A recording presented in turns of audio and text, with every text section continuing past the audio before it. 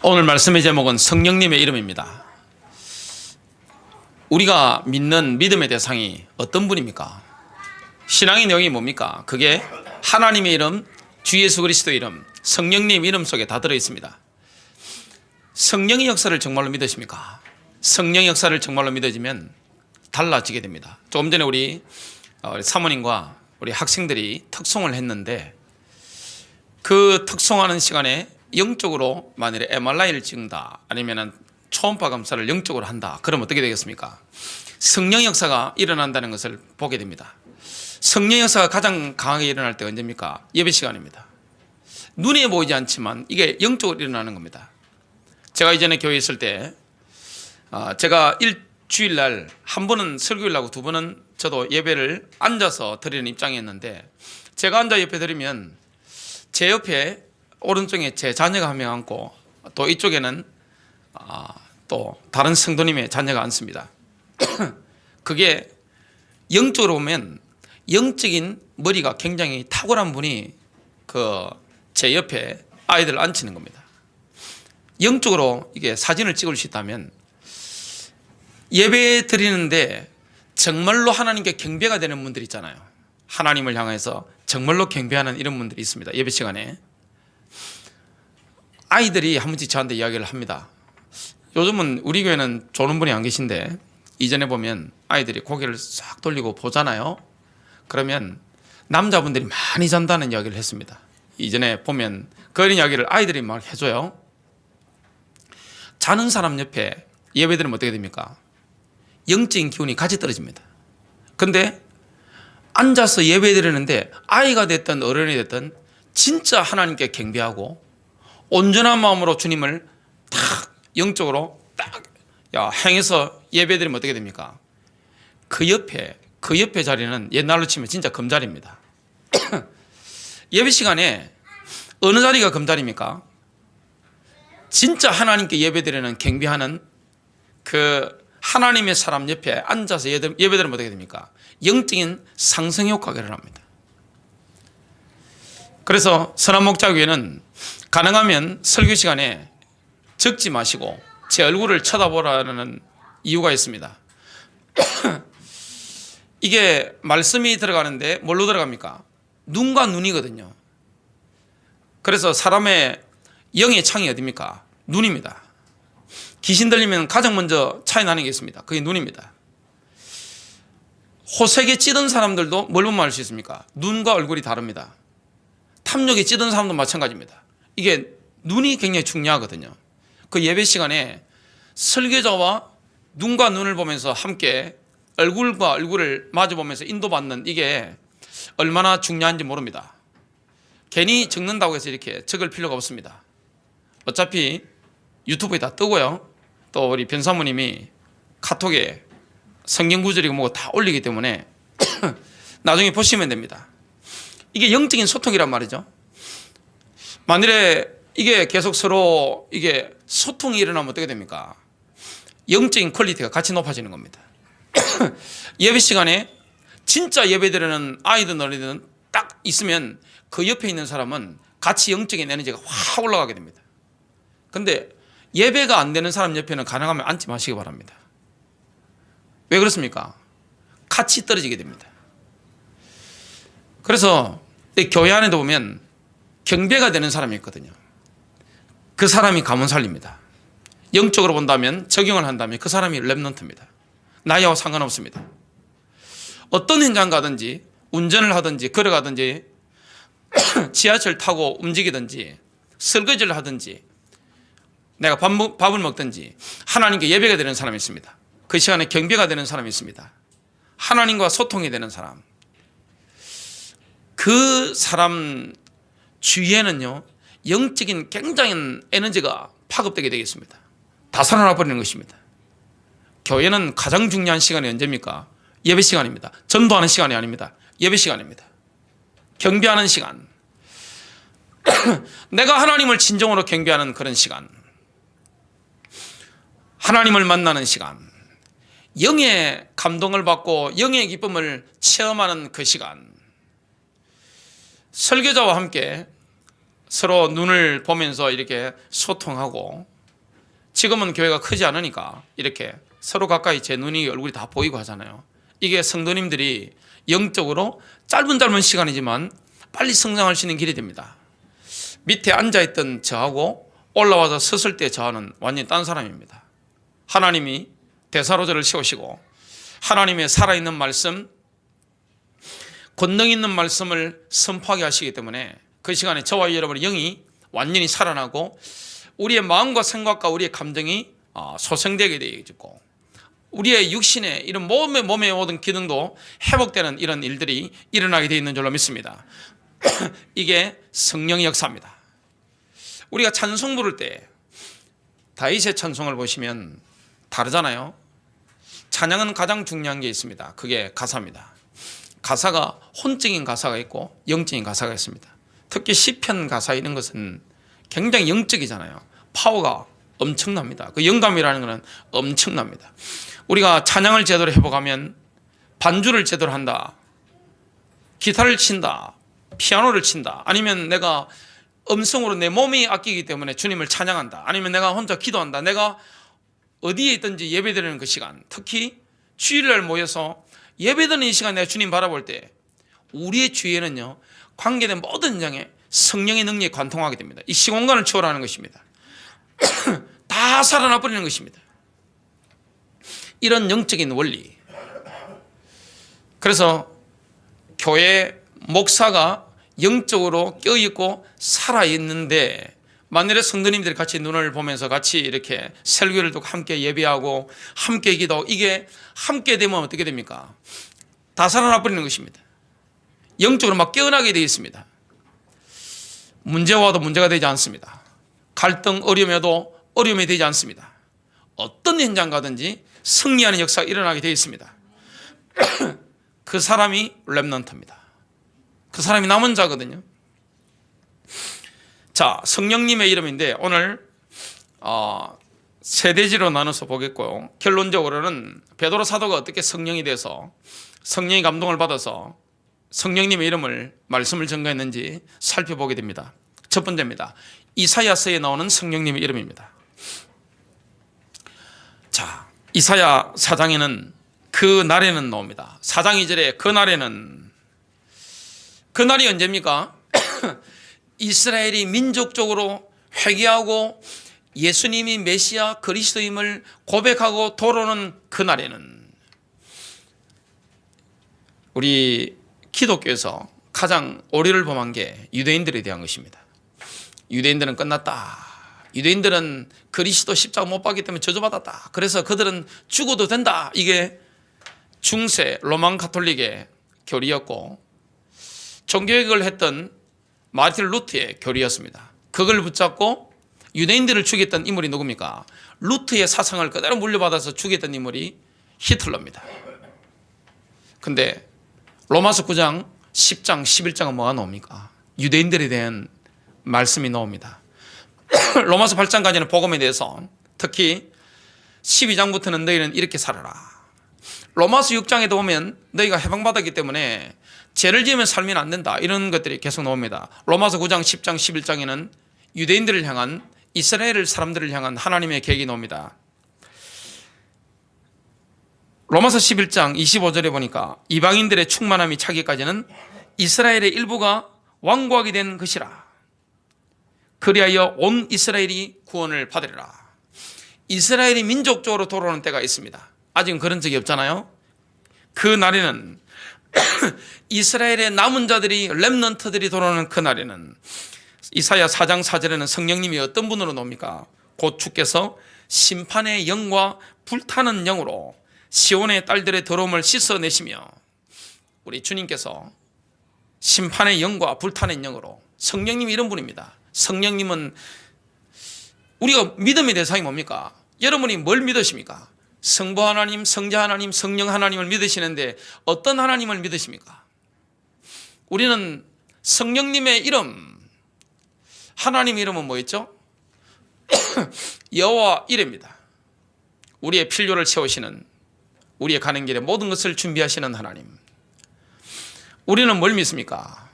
여호와 라파의 하나님을 믿습니다.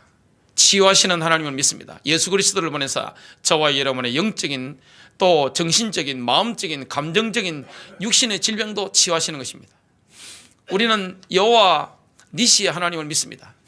여호와 니시는 승리를 주시는 하나님, 어떤 상황 가운데서도 승리케 하시는 겁니다. 여호와 라입니다. 여호와 로이, 목자가 되시는 하나님, 주님은 우리를 목자가 되셔서 우리를 보호하시고 우리를 인도하십니다. 여호와 샬롬입니다. 십자가로 말미암아 하나님과 원수되었던 우리 인간 사이의 모든 갈등 관계, 보혈의 능력으로 말미암아 깨끗하게 끝나버리는 겁니다. 여호와 치케누는, 여호와는 우리의 의입니다. 더러웠던 우리의 영적인 과거, 우리의 원죄, 자범죄, 거기서 십자가의 보혈로 완전히 씻어서 우리를 어렵다고 하시는 것입니다. 여호와 샴마는 여호와께서 거기 계시다. 여호와께서 예루살렘에 재림하시면 다윗의 보좌에 앉으셔서 통치하시게 될 겁니다.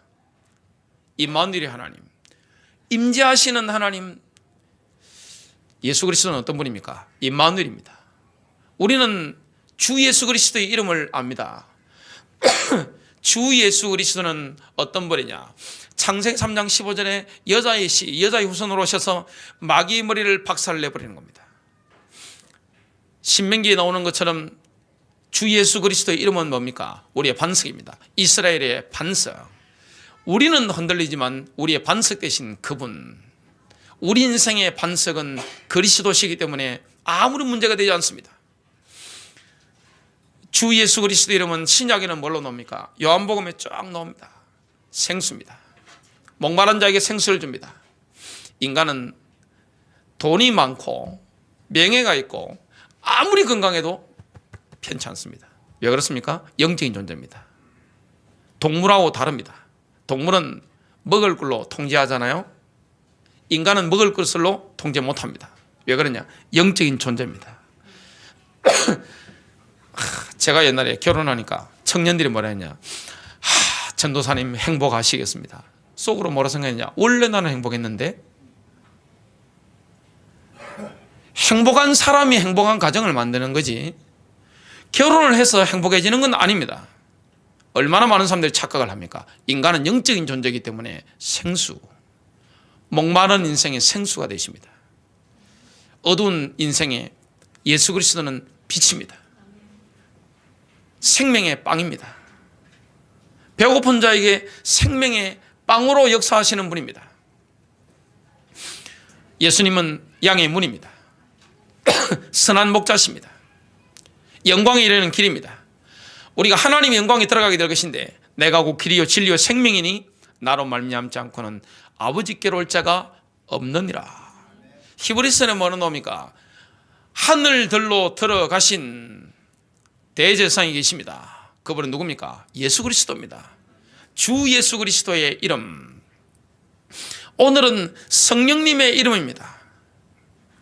이스라엘이 회복되는, 이스라엘의 렘넌트들이 돌아오는 그때 주께서는 심판의 영과 불타는 영으로 시온의 딸들의 더러움을 씻어내버리는 겁니다.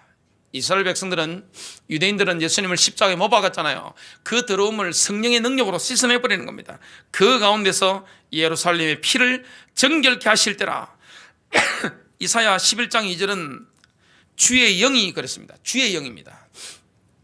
성령은 어떤 분입니까? 주의 영입니다. 주의 영이 그의 위에 머물리니 누구에게 성취되는 것입니까? 예수 그리스도께 성취되는 것입니다.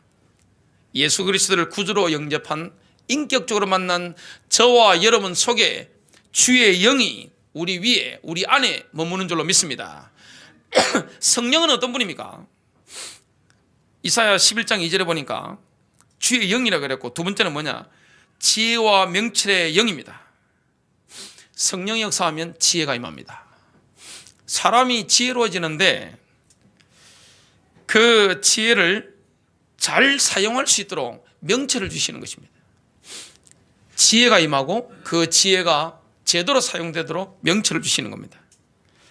계획과 능력의 영입니다. 성령 역사하시면 능력이 임합니다. 그 능력을 올바른 방향으로 계획적으로 사용할 수 있도록 도와주는 것입니다. 성령 역사하시면 지혜가 임합니다. 학생들에게, 우리 성도님들에게 지혜가 임합니다.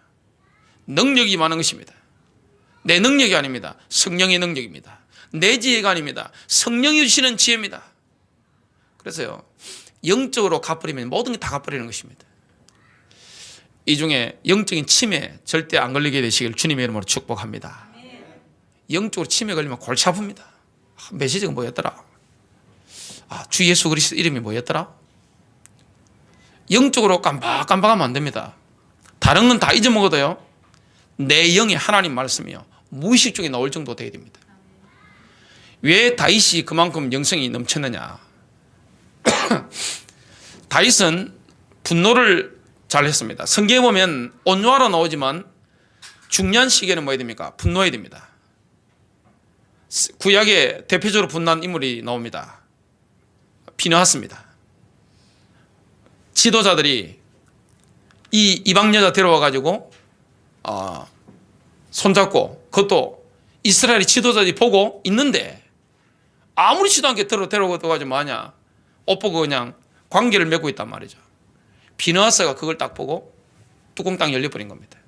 창을 딱 들어가가지고 성경의 표현을 보면 뛰어 올라와가지고 밑에 여자가 누워있고 남자가 누워있잖아요.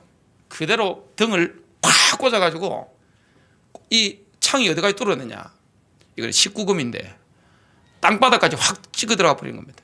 그러니까 하나님의 진노가 다 그쳐버리고 이 비느하스는 영원한 응답을 받게 됩니다. 교회 다니면서 사람 늘 좋은 게 하나님을 급해지게 하는 게 아닙니다. 분노할 때는 분노해야 됩니다. 하나님이 분노할 때 같이 분노해야 되는 겁니다. 성령 충만하면요, 온유해지기도 합니다만은 분노할 때는요, 그냥 가서 찔러야 됩니다. 또 분노했던 인물이 나옵니다. 누굽니까? 다윗입니다.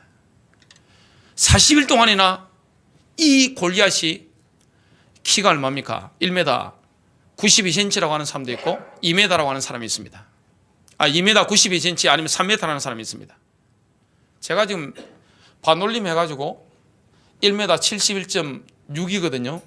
겨우 하면 최대한 들면 그 정도 나옵니다. 그러면 골리앗이 어느 정도 크겠습니까? 그리고 골리앗은 지금으로 친다면 공수 특전단입니다. 전쟁 훈련만 한 사람입니다. 사람 죽이는 데는 전문가입니다. 몸이 크다고 해서 둔하고 이런 사람이 아닙니다. 전문 투사입니다. 근데 계곡의 한쪽에는 블레셋, 한쪽에는 이스라엘 군대가 포진하고 있는데 과음을 지르는데 하나님을 모욕하고 이스라엘의 군대를 모욕하는데 간이 콩알만 이제 가지고 덜덜 떨고 있습니다. 그걸 누가 들었습니까? 심부름 같던 다윗이 들은 겁니다. 뚜껑 딱 열려버린 겁니다. 그래서 이야기하는데 형이 보고 뭐라 했습니까? 네가 옛날부터 교만했다. 전쟁을 구경하러 왔구나. 그 소식이 왕이었던 사울에게 들어가니까 사울이 지금 다른 대책이 없으니까 소년을 데려와봐라 한 겁니다. 갑옷을 벗어주니까, 갑옷이 맞습니까? 이스라엘의 가장 잘난 남자가 누구 있느냐? 사울 왕이었습니다. 남들보다 머리 하나가 더 컸습니다. 너무너무 잘생겼고 배경 좋은 사람. 근데 이 완전히 이 간이 콩할 만한 겁니다. 근데 다윗이 뭐합니까? 제대로 분노한 것입니다. 가서 뭐합니까? 그대로 날아가지고 물맷돌을 던져버리니까 골리앗 이마에 박혀가지고 죽습니다. 또 신약에 분노한 인물이 나옵니다. 누굽니까? 예수 그리스도입니다. 성전에 들어갔는데 장사를 하고 있단 말이죠. 그래서 저나 여러분이나 이 하나님의 사업을 가지고 장사하는 이거는 굉장히 하나님을 분노하게 하는 거잖아요. 그걸 보고 예수님께서 뚜껑 딱 열려버린 겁니다.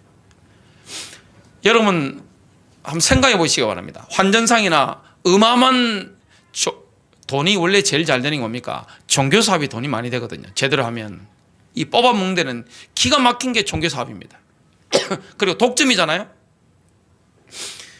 완전 독점한 종교사업인데 어마어마한 사람들이 있는데 돈이 어마어마합니다. 몇백만 명이 와서 그 돈을 바꾸고 그걸 산다 하면 생각해 보세요. 고객이 몇백만 명이라니까요. 한 철에. 어마어마하잖아요.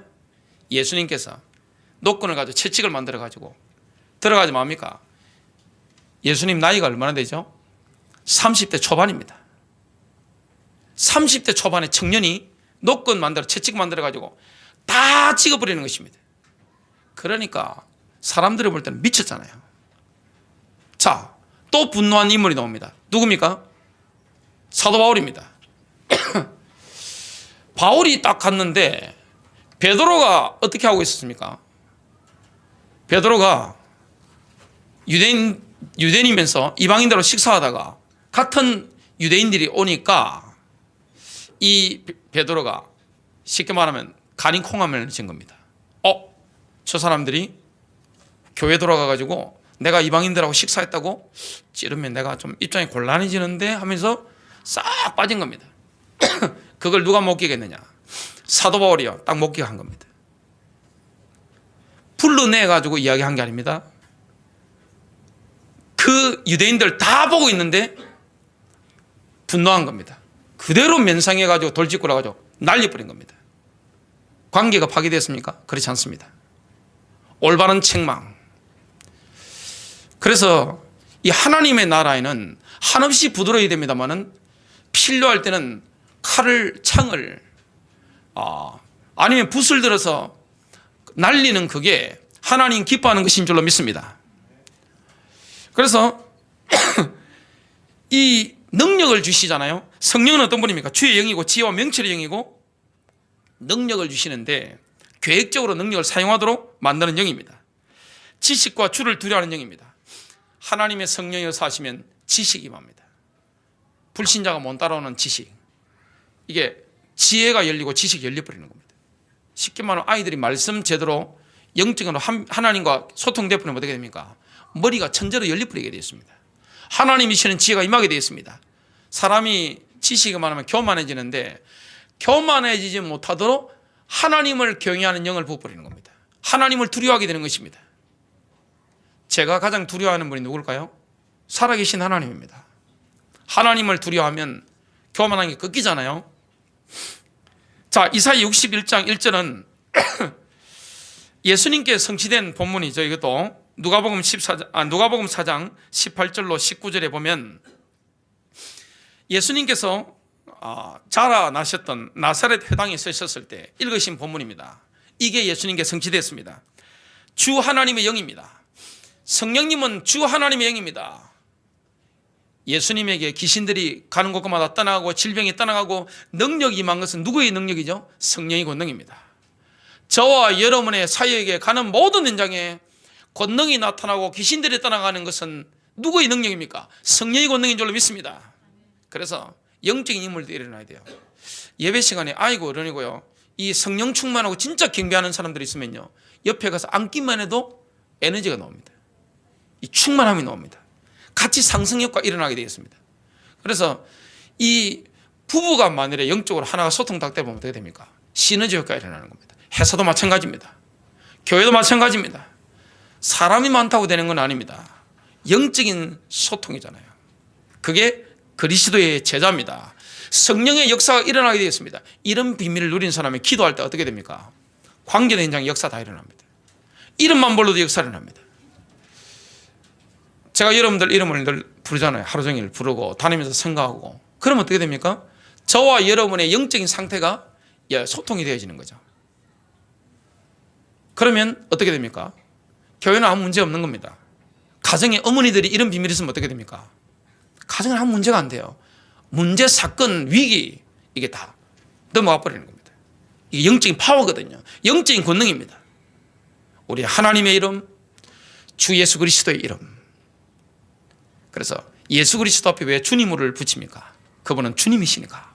주인 주잖아요. 주님이 주인. 우리 경제의 주인이 누굽니까? 예수 그리스도입니다. 가정의 주인, 교회 주인이 누굽니까? 선한 목자이신 예수 그리스도입니다. 자, 성령의 권능이 예수님께 임했습니다. 주 하나님의 영이 내게 임하셨으니 이는 주께서 내게 기름을 부으사 온유한 자에게 기쁜 소식들을 전파하게 하셨습니다. 그가 나를 보내심은 마음이 상한 사람들을 싸매고 포로된 자에게 자유를, 갇힌 자에게 감옥의 열림을 선포하며 예수님께 성령의 권능이 임하니까, 성령이 역사하시니까 사단에 묶인 자들, 영적으로 포로된 사람들 어떻게 됩니까? 싹 놓여버리는 것입니다. 그래서 기도와 금식 외에는 이런 유가 나갈 수가 없느니라. 영적 대결이잖아요. 여러분, 가문 복음화 쉽습니까? 제일 어려운 게 가문 복음화일 수 있습니다. 마음대로 뜻대로 안 되는 것입니다. 제가 전도 열정이 예수 처음 믿을 때 얼마나 강했는가 하면, 여호와의 증인들처럼 파란 바탕에 이름표 달고 하얀 글씨로 주 예수를 믿어라, 그래야만 너와 내 집을 구원을 얻으리라. 버스 타고 다녔으니까 늘 이렇게 다니고 뛰들고 다니고 만나면 복음 전하고, 제 때문에 교회 다니는 사람 굉장히 많습니다. 그리고 예수 믿는 사람 굉장히 많았어요. 가족들만 안 믿더라고요. 근데 제가 아버지 보고 뭐라 하니까, 아버지 똑바로 하셔야죠. 그러니까 목사 그래 가르치더라, 목사 전화번호 대라 하려고 하시더라고. 아버지 하자고 그랬어요.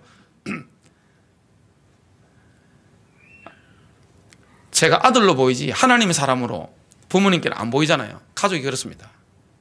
근데 그 영의 싸움이라는 거예요. 인간적인 능력으로 됩니까? 아무리 잘한다고 해서 잘한다고 되는 게 아닙니다. 영을 잡고 있는 어둠의 권세가 꺾여버리게 되는 것입니다. 그러려면 우리가 얼마나 복음의 사람으로 바뀌어야 되겠습니까?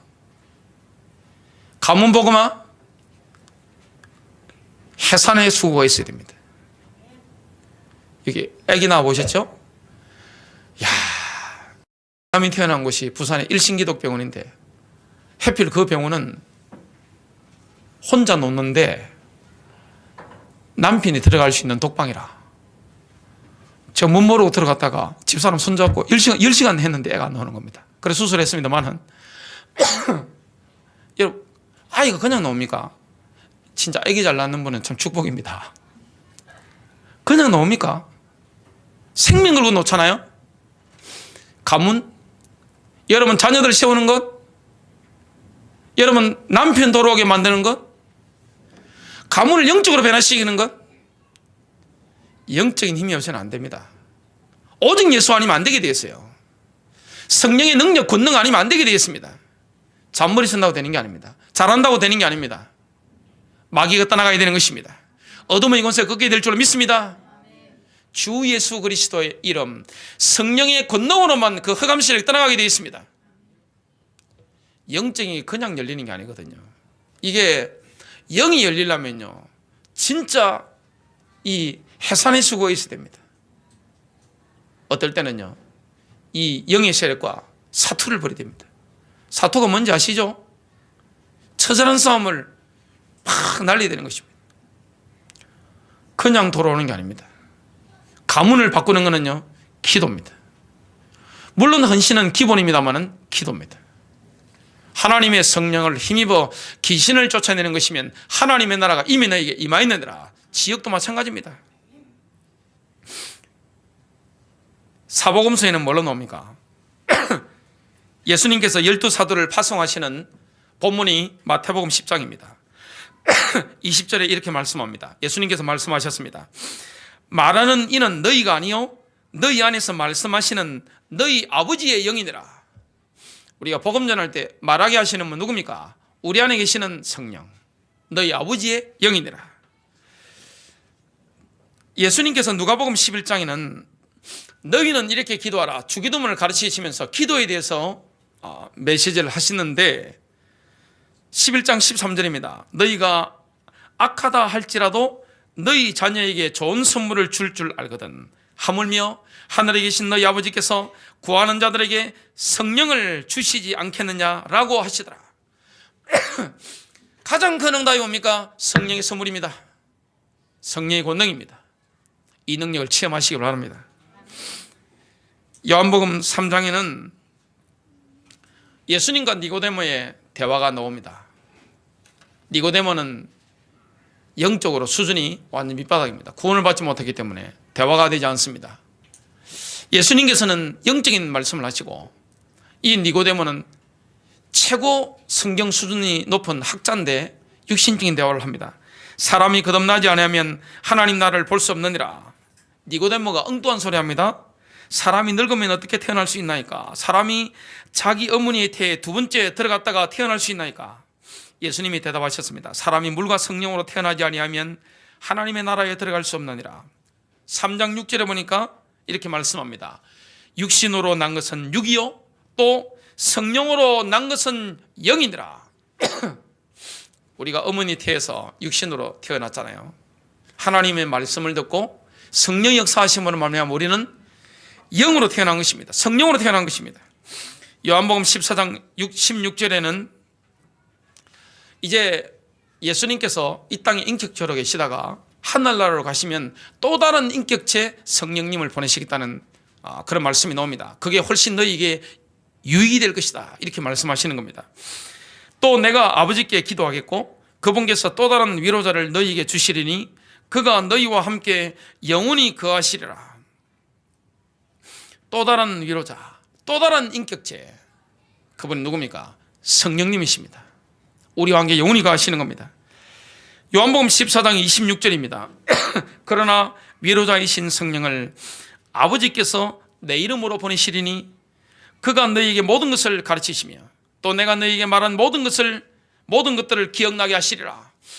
사도들이 성경을 기록했습니다. 예수님 말씀하시는 게 어떻게 사람이 천재도 아니고 어떻게 다 기억합니까? 누가 기억나게 하신 거죠? 성령이십니다.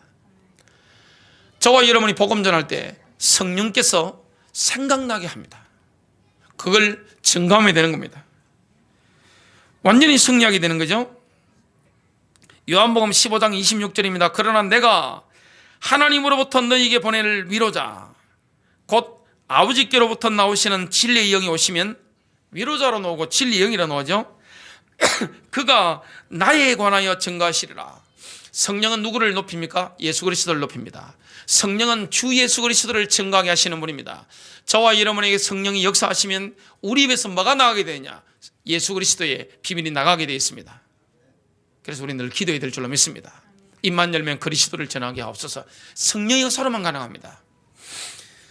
마지막 세 번째, 바울 서신에 나타난 성령의 이름입니다. 로마서 1장 4절에는 거룩의 영으로 나오는데요, 거룩의 영으로는 죽은 자들로부터 부활하여 능력으로 하나님의 아들로 선포되셨으니, 예수님을 죽은 자 가운데서 살리신 분의 능력이 어떤 능력입니까? 성령의 능력입니다. 로마서 8장 2절입니다. 이는 그리스도 예수 안에 있는 생명의 성령의 법이 죄와 사망의 법에서 나를 해방시키기 때문이라. 예수 생명이 성령님이 내 안에 들어오시는 순간 우리는 죄와 사망의 법에서 해방받아 버립니다. 로마서 8장 9절입니다. 하나님의 영이 너희 안에 거하시면 너희가 육신 안에 있지 아니하고 성령 안에 있나니 이제 누구든지 그리스도의 영이 없으면 그의 사람이 아니니라. 로마서 8장 14절입니다. 무릇 하나님의 영으로 인도함을 받는 자들은 곧 하나님의 아들들이니라. 고린도전서 2장 11절입니다. 사람의 것들을 사람의 속에 있는 사람의 영 외에 누가 알리요? 이와 같이 하나님의 것들도 하나님의 영 외에는 아무도 알지 못하느니라. 그 하나님의 영 성령이 우리 안에 계신 겁니다. 고린도후서 3장에 보면 우리 예수 믿는 그리스도인들은요, 하나님께서 세상에게 쓰신 편지입니다. 영적 편지입니다. 저와 여러분은 영적인 편지입니다. 고린도후서 3장 2절입니다. 너희는 우리 마음에 기록된 우리의 편지라. 바울의 편지가 누굽니까? 고린도 교인들입니다. 목사의 편지가 누굽니까? 성도들입니다. 주님의 편지가 뭡니까? 저와 여러분인 줄로 믿습니다. 저와 여러분은 하나님께서, 예수 그리스도께서 세상 사람들에게 보내시는 편지입니다. 너희는 우리 마음에 기록된 우리의 편지라. 모든 사람에게 알려졌으며 읽혀졌고, 고린도서 3장 3절입니다. 또 너희는 우리가 섬긴 그리스도의 편지임이 분명히 드러났으니 이는 잉크로 쓴 것이 아니라 뭘로 썼습니까? 그러면 살아계신 하나님의 영으로 쓴 것이니라. 살아계신 하나님의 영으로 쓴 것입니다. 돌판에 쓴 것이 아니라 육신의 마음판에 쓴 것입니다. 에베소서 1장 3절입니다. 그분 안에서 너희도 진리의 말씀 곧 너희 구원의 복음을 듣고서 그분을 신뢰하였으니 또 너희가 그분을 믿고서 약속의 그 성령으로 인침을 받은 것이니라. 그리고 우리 안에 계신 성령님은 어떤 분입니까? 거룩하신 영입니다. 죄를 싫어합니다. 성령이 역사하시면 더러운 게 싫어집니다. 죄가 싫어집니다. 그리고 죄를 지으면 성령께서 굉장히 부담을 주시죠. 그게 에베소서 4장 25절부터 나오는데요. 거짓을 버리고 각자 자기 이웃과 더불어 진리를 말하라. 거짓말하면 성령께서 싫어합니다. 참말을 해야 됩니다. 26절입니다. 화를 내되 죄를 짓지는 말고. 사람이 화낼 수 있잖아요. 죄를 지으면 안 됩니다. 해가 지도를 분노를 품지 말고. 부부싸움 하시거나 형제간에 다투시거든 분노를 품지 마시길 바랍니다. 그날 안에 해결해야 됩니다. 왜 그렇습니까? 마귀에게 틈을 주지 마라. 사람이 분노하고 또 화를 내고 하룻밤 넘기면 어떻게 됩니까? 마귀가 사이를 확 벌려버립니다. 그거는 어떤 인간관계든지 마찬가지입니다. 속히 화해하는 축복이 되시길 바랍니다. 만일에 화해가 안 되더라도 뭐 해야 됩니까? 내 입장에서 그리스도의 이름으로 용서해야 됩니다.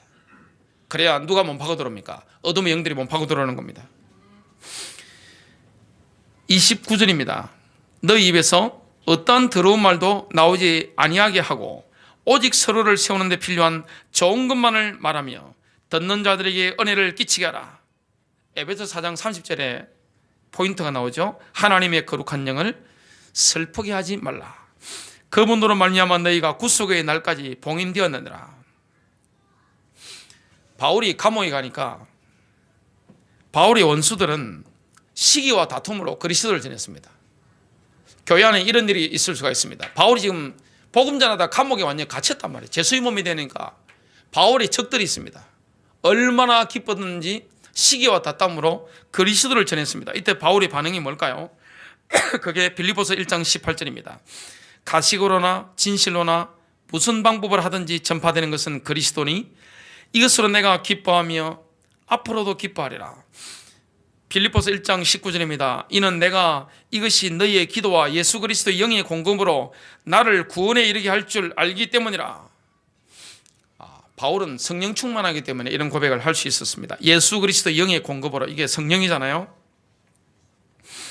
히브리서에도 성령에 대해서 나오는데요. 1장 9절을 제가 한번 읽어드리겠습니다. 주께서는 의를 사랑하고, 예수님이죠, 죄악을 미워하셨나이다. 이로 인하여 하나님, 성부 하나님이죠, 곧 주의 하나님께서 주께, 성자 하나님입니다, 기쁨의 기름을 부어. 즐거움의 기름, 기쁨의 기름은 성령 하나님이십니다. 주의 동료들보다 우위에 두셨나이다 라고 하셨느니라. 주의 동료들이 누굽니까? 아론과 그의 아들들 대제사장들을 말합니다. 결론을 맺겠습니다. 베드로전서 4장 14절입니다. 너희가 그리스도의 이름을 위하여 욕을 당하면 복이 있느니라. 지금 고난당하는, 복음 때문에 핍박받는 그리스도인들에게, 흩어진 나그네에게 베드로 사도가 지금 성령 인도를 받아서 편지를 하고 있습니다. 이는 영광의 영, 이게 성령이거든요. 이는 영광의 영, 곧 하나님의 영께서 너희 위에서 안식하고 계시기 때문이라. 우리는 핍박받고 있는데, 욕을 받고 있는데 영광의 영, 하나님의 영께서는 우리 위에서 안식하고 계시는 것입니다. 그들의 편에서는 그분께서 비방을 당하시나 너희의 편에서는 영광을 받으시느니라. 핍박을 받는다. 예수 이름 때문에 핍박을 받는다. 복이 있습니다. 말씀을 맺겠습니다. 영적인 인물, 그런 영적인 축이 일어나면 어떻게 될까요? 가문은 변화됩니다. 지역은 변화됩니다. 그런 인물들이 일어나면 어떻게 됩니까? 교회는 일어나게 됩니다. 왜 제가 설교할 때 눈을 자꾸 쳐다보고 같이 이런 소통을 나누려고 합니까? 괜히 적을 필요 없습니다. 다 나오기 때문에. 왜 그렇습니까? 영적인 소통이거든요. 그래서 예배 시간에 앉을 때는 가장 성령 충만한 사람 옆에 앉으시기 바랍니다. 그러면 어떻게 됩니까? 영적인 게 다 나옵니다. 이게 카메라에 안 찍힐 뿐이죠. 실제 일어나는 것입니다. 그리고 우리가 기도한다? 굉장한 것입니다. 찬송한다? 복음 전한다? 내가 예수 이름을 선포한다? 이 성령의 역사 일어나는 건 엄청난 것입니다. 최고 응답의 역사가 일어나게 될 줄로 믿습니다.